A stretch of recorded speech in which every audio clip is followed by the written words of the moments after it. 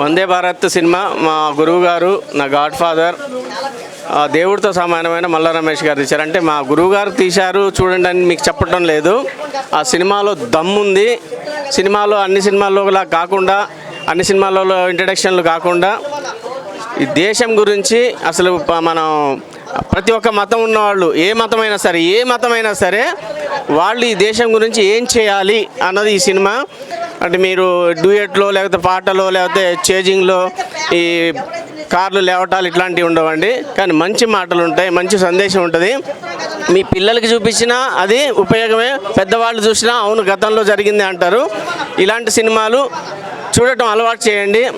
స్వచ్ఛందంగా ఈరోజు ఎంతమంది వచ్చారంటే ఈ మీడియా ద్వారా, అంటే పెద్ద సినిమాలకేమో ప్రచారం ఎక్కువ ఉంటుంది, మా అలాంటి చిన్న సినిమాలకు ప్రచారం చాలా తక్కువగా ఉంటుంది.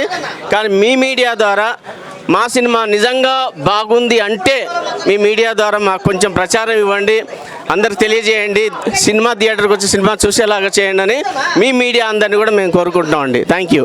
వందే భారత్.